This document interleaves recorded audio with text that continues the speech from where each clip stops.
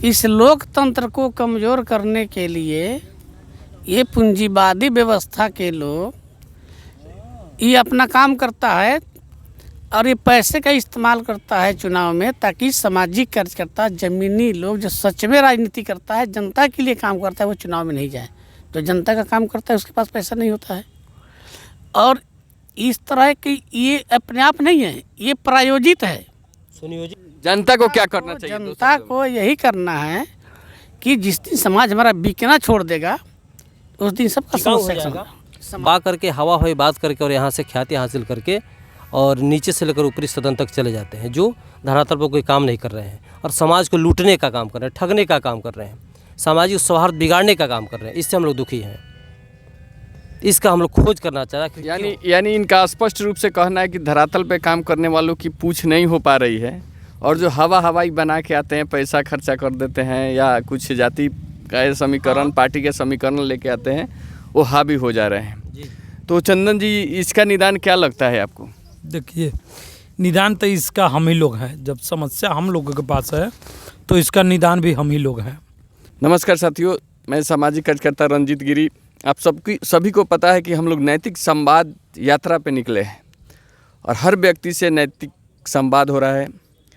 हमारे साथ हैं, आप खुद परिचय दीजिए। चंदन झा, युवा समाज से भी। आपका नाम? व्यास पासवान गहलोत, हम भी सामाजिक कार्यकर्ता है पूर्वी चंपारण जिला के। आपका नाम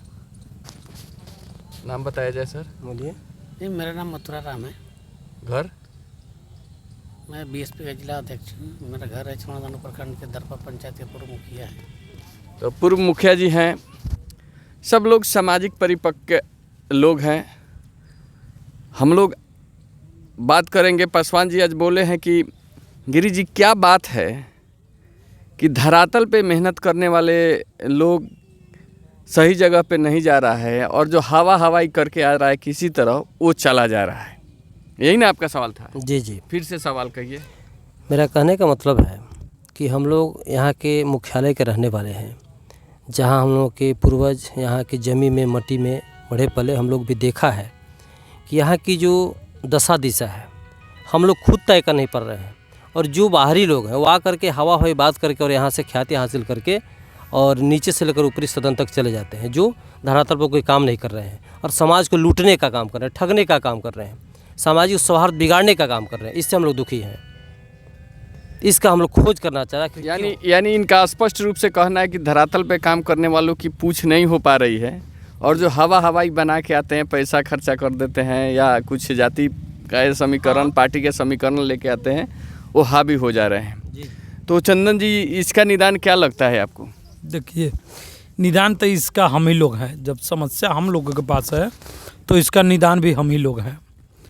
वो होता क्या है कि ये जो सामाजिक परिप्रेक्ष्य है, जो राजनीतिक व्यवस्था है, जो ताना बना है, इस ताना बना में कुछ लोग हड़बड़ी और हड़बड़ाहट के शिकार हो जाते हैं और कुछ लोग गंभीरता के साथ, संयम के साथ डटे रहते हैं इस राजनीतिक रण क्षेत्र में।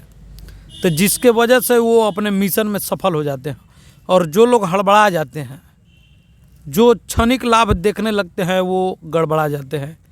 यही है। जो लोग मान लीजिए आज हमारे चंपारण में बाहर से प्रवासी बन कर के आ रहे हैं और हवाई बातें कर रहे हैं, कुछ इधर उधर के जुमलेबाजी पढ़ रहे हैं, कुछ अनैतिक खर्च वर्च कर रहे हैं, उनका एक सोचा समझा सुनियोजित रणनीति है कि हमको सिर्फ चंपारण के लोगों पर इस तरह से करना है ताकि ये लोग हमारे जुमलेबाजी में आकर के ठगी के शिकार हो जाएं और हमको किसी न किसी सदन में अपने हथर से जिता करके भेजें। किसी तरह जनता जब वोट देती है तभी तो जीतते हैं। तो जनता वोट देती है, तो यहाँ लोगों की राजनीतिक नैतिकता, मतलब कहीं ना कहीं लोगों की राजनीतिक नैतिकता का कमी है, क्योंकि नैतिकता जब जहाँ नीतिगत हो जाए राजनीति में, उसको वोट देना चाहिए जो आपके साथ जुड़ा हुआ है, जो आपके काम आता है। क्या तो सबसे मुझे भी लगता है यहीं कि सबसे ज़्यादा लोगों में भी थोड़ा नैतिकता की कमी हो जाती है। और जो आते हैं सामने, जैसे मान लीजिए रंजीत गिरी आए, तो रंजीत गिरी उस तरह से फैमिलियर लोग को नहीं हो पाता है। आप हड़बड़ाहट बोले तो इतना ना कैंडिडेट हो जाते हैं हड़बड़ाहट में कि नहीं भाई मेरे पास पैसा है थोड़ा सा चलो, क्योंकि नगर निगम का मैं यहाँ पे देखा हूँ सर, नगर निगम में 18 लोग चुनाव लड़े थे मेयर का, 18 लोग। मैं समाज सेवा कर रहा था 11-12 साल से, मोतिहारी के हर रग से वाकिफ था, मैं लड़ा। लेकिन बाकी सारे लोग, कोई दुकान चला रहा था दुकान छोड़ के आ गया, कोई अपना कुछ कर रहा है वो छोड़ के आ गया कि नहीं भाई मुझे भी लड़ना है। तो जनता कहीं ना कहीं ऐसे जब ज़्यादा कैंडिडेट होते हैं तो पैसे वाले का चल जाता है, लोग कंफ्यूज हो जाते हैं।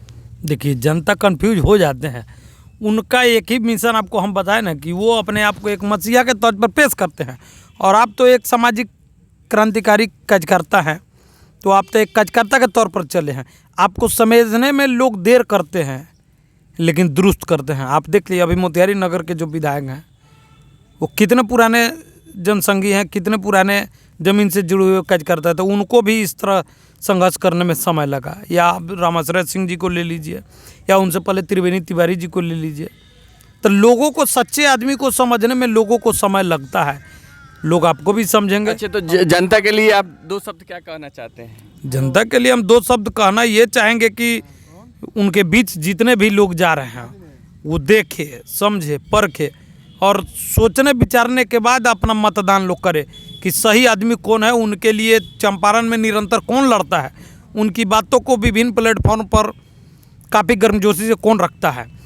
आने वाले तो हर सीजन में आते जाते रहेंगे, लेकिन इनके हक और हुकूक के लिए, इनके बाल बच्चों के उज्जवल भविष्य के लिए जो काम करे उनके पक्ष में ये लोग मतदान करें, उन्हें जिता करके सदन में भेजें। अच्छा, चलिए आप सवाल किए हैं तो जैसे आप क्या कमी देखते हैं समाज में? जैसे मान लीजिए अच्छा है, बहुत अच्छे अच्छे लोग लड़ते हैं, हार जाते हैं, इसका कारण जनता क्यों नहीं वोट दे पाती है? बहुत सुंदर सवाल किया आपने गिरी जी।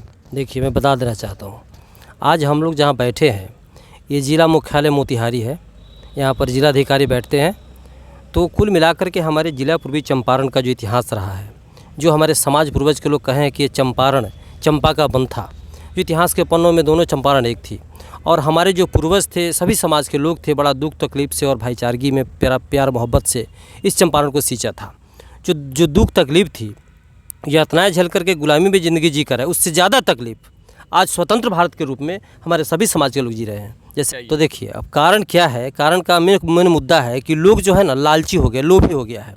और जो नेता है जो चुनाव लड़ने आता है वो जान रहा है कि हम तत्काल फ़ायदा में हम वोट को बटोर सकते हैं, और हमारे समाज जो है अपनी वोट की अहमियत को नहीं समझ रहा है। एक वोट की कीमत असंख्य है, उसका अथाह कीमत है, अपने अस्तित्व को नहीं समझ रहा है, लेकिन वो थोड़े से लालच में, रुपया पैसा में वो बह जा रहा है, अपने अहमियत को, अपने नैतिकता को भुला जा रहा है। जहाँ तक नैतिकता की बात आपने की है, तो नैतिकता जो भारतीय संविधान की तह में जाती है, जो हमारा ग्रंथ है, भारतीय संविधान की जो व्यथा है, जो प्रियम्बल है, हम जिसे हार्ट कहते हैं, भारतीय संविधान की प्रस्तावना, उसमें साफ शब्द में लिखा हुआ है गिरी जी कि हम भारत के लोग भारत को संपूर्ण प्रभुत्व संपन्न लोकतंत्रात्मक गणराज बनाने के लिए इसके समस्त नागरिकों को कहीं किसी प्रकार से भेदभाव नहीं किया गया। संविधान निर्माताओं ने इसके समस्त नागरिकों को सामाजिक, आर्थिक, राजनीतिक, व्यक्ति, उपासना, अवसर की समता, न्याय पर बद्धता आधारित पंथ निरपेक्षता के अधिकार दिलाते हुए मार्ग शुक्ल पक्ष 7वीं रोज 1949 को 29 जनवरी 1949 को आतर्वित किया गया, यानी कि प्रियम्बल को लागू किया गया। यहाँ पे डायरेक्ट बात आइएगा तो आज जो भीमवादी,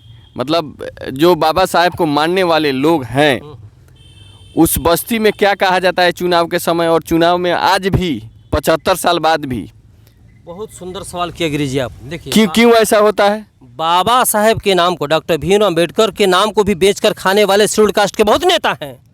जो मैं शेड्यूल कास्ट के नेता नहीं है, वोटर मैं कह रहा हूँ कि आप लोग बहुत हुए, 75 साल में आरक्षण मिला हुआ है, आपकी आज भी स्थिति वही है। चुनाव में आता है तो ये दलित बस्ती है, वन डे कहता है लोग, सुनिए बिकते हैं लोग। क्यों बिकते हैं? क्योंकि अज्ञानता में बिकते हैं, उनके पास जानकारी नहीं है। तो बाबा साहब को खाली आप बाबा साहब यहाँ के कहिएगा कि बाबा साहब ऐसे थे, बाबा साहब वैसे थे, वहाँ जाके क्यों नहीं कहते? बाबा साहब को जो पढ़े ना, जो लोग पढ़ा वो आप जहाँ पढ़ाना है वहाँ काहे नहीं पढ़ाते हैं? साहब जी हमारे समाज के लोग यहाँ के आके कहिएगा कि राजेंद्र प्रसाद नेहरू जी खराब किया, वहाँ जाके पढ़ाना है तो राजेंद्र सुनिए, हम कह रहे हैं कि इस देश के जो नागरिक है, चाहे हम हो आप हो जो भी हो, तो यहाँ जो नैतिकता की बात आ रही है, आप चंदन बाबू हमारे भाई हैं, आप भी हमारे भाई हैं, तो हमारा धर्म ये नहीं कहता कि आपस में लड़ो, हमारा संविधान ये नहीं कहता कि आपस में लड़ो। अरे वो सब लोग जान रहे हैं। आप डायरेक्ट सुनिए, आप डायरेक्ट बताइए कि आखिर बुरे लोग बहेली आते हैं, जाल बिछाते हैं, दाना डालते हैं, क्यों फंस जाते हैं? अज्ञानता में फंसते हैं, उसको जानकारी नहीं है। तो इसके लिए आप क्या कर रहे हैं? मान लीजिए सबसे ज़्यादा आप अगर अम्बेडकरवादी हैं तो सबसे ज़्यादा वहीं पे लोग को गुमराह किया जाता है, गुमराह किया जाता है। तो आप लोग इसके लिए क्या कर रहे हैं? 75 साल बीत सर गया, जी बता रहे हैं यहाँ 143 को सांसद हर साल जाता है। सब गुलाम है सर, सब गुलाम है, बिका हुआ लोग है। उसके लोग जाते हैं, उसके एक सांसद 10 आदमी को रखता है ना, वो चंदन बाबू, आपकी बात जो है बेबाक आवाज़, इसके लिए मैं रंजीत बाबू इसको अब मैं कोटि कोटि आपको नमन करता हूँ, क्योंकि जो देश के जो 126 जो शेड्यूल कास्ट के जो सांसद जीत कर जाते हैं सदन में, वो सभी गुलाम हैं। बहेलिया आता है, जाल बिछाता है, दाना डालता है और मोटरी बांध के ले जाता है। आपका यही कहना था कि अच्छे लोग नहीं जीत पाते हैं समाज से जुड़े हुए, तो इसका मुख्य कारण क्या है और समाधान क्या है? 2 शब्दों में देखिए, ये समस्या जो है सिर्फ मोतिहारी का नहीं है। ये जो आपका जो सवाल है ये मोतिहारी का नहीं है, इस पूरा देश के लिए सवाल है ये। तो समस्या क्या, समाधान क्या है समस्या? इस लोकतंत्र को कमज़ोर करने के लिए ये पूंजीवादी व्यवस्था के लोग ये अपना काम करता है और ये पैसे का इस्तेमाल करता है चुनाव में, ताकि सामाजिक कार्यकर्ता, ज़मीनी लोग जो सच में राजनीति करता है, जनता के लिए काम करता है, वो चुनाव में नहीं जाए। तो जनता का काम करता है उसके पास पैसा नहीं होता है। और इस तरह की ये अपने आप नहीं है, ये प्रायोजित है। जनता को क्या करना चाहिए? जनता को यही करना है कि जिस दिन समाज हमारा बिकना छोड़ देगा उस दिन सबका समस्या। सुनिए, सामाजिक लोगों को क्या करना चाहिए, जनता को क्या करना चाहिए? लोगों को करना चाहिए कि इस जनता को टिकाऊ बनाने के लिए, बिकाऊ नहीं बने इसके लिए काम करना चाहिए। जनता को समझाना चाहिए थैंक यू कि हमारा समाज बिके नहीं, जो बिकता है वो समाज का निर्माण क्या करेगा। हमारे मानव काशीराम साहब कहे थे कि जो देता है, जो सहारा करता है वो इशारा करता है, तो जो सहारा देगा वो इशारा करेगा। आज देश का स्थिति क्या है?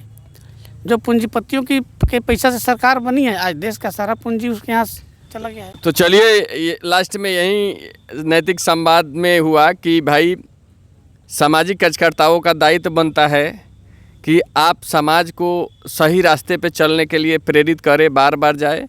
दूसरा चीज़ ये है कि लोगों को भी यहाँ सोचना चाहिए कि किसको वोट दे रहे हैं। बहेलिया आते हैं, जाल बिछाते हैं, 75 साल से हर साल आप ठगाइए जा रहे हैं कहते हैं। तो जनता को भी समझना चाहिए किसको वोट देना है, किसको। तो ऐसा नहीं होता है कि आज आपको जानकारी नहीं लगेगा, हर व्यक्ति के बारे में जानकारी लगता है। तो चलिए, यही है, बहेलिया आएगा, जाल बिछाएगा, दाना डालेगा, लेकिन फंसना नहीं है। धन्यवाद।